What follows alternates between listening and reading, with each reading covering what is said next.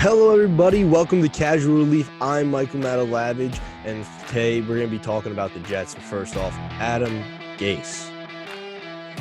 I do not have enough words to describe this man, but if a few of them I would choose would be arrogant, buffoonish, and just disrespectful.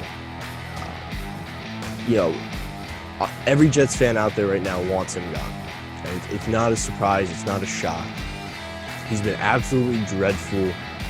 His play calling is just head-scratching. Just take a look on Jets Twitter anytime you want. You have guys like Damian Woody, Dan Orlovsky. These guys, you can see they know what they're talking about, at least in some respect. They might not be head coach candidates, but they're calling out lack of motions. Inside handoffs on plays where you need to get chunk yardage. Things that just really make your head scratch. You don't understand it. The arrogance comes in when reporters go to question them about it, and he shrugs it off like it's nothing. Like he doesn't need to answer it. It's a stupid question.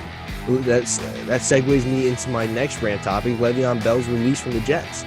It's bad enough that we try to trade somebody that we gave a huge contract to after only 19 months. He's never been successful here. It's a shame. It's absolutely heartbreaking to all the Jets fans. Part of that's on Bell. Part of it is on Adam Gase. Gase didn't even give him a shot to be successful here.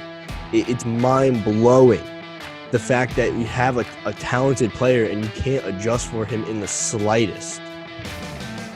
And then when asked about this, because they diminished his value so much, they went from giving him the second highest contract in the NFL for a running back history, right? Like it's the second largest running back contract in NFL history, to diminishing his value so low, they couldn't get anyone to trade for him. They said they would take on a larger part of his salary, and still nobody wanted him. Update, he signed with the Chiefs. Congratulations to him on a one-year deal, I think for $1 million. So hopefully he'll go out there and win a championship. But the fact that,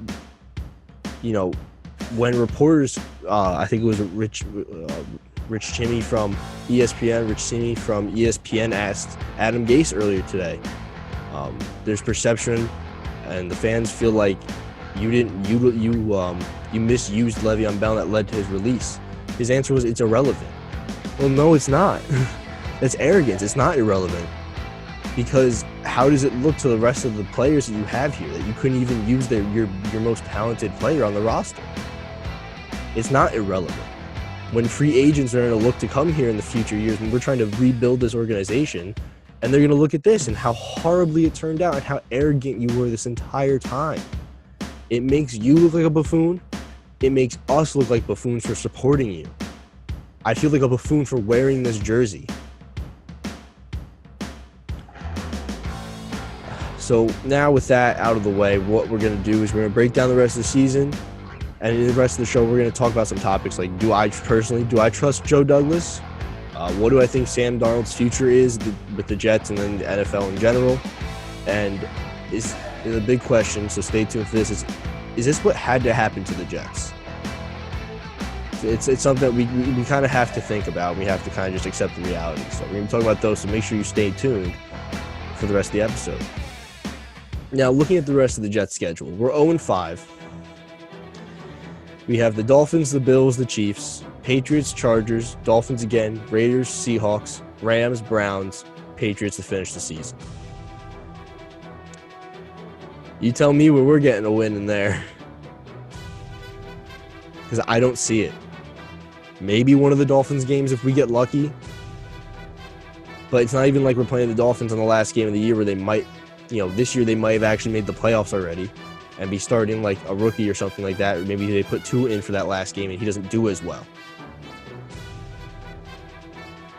Now, I'm going to go down each game and talk about some highlights, I think. But it's just looking at this, I know right now we're not slotted to get the number one pick because there's other teams that have a harder strength of schedule. Like I think the Giants technically have a harder strength of schedule and maybe the Falcons as well. But that being said, looking at what we put on the field, the product that Johnson & Johnson puts out on this field for us, and looking at our upcoming opponents,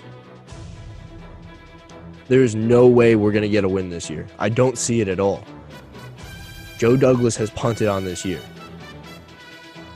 We have to accept that. We have to accept that.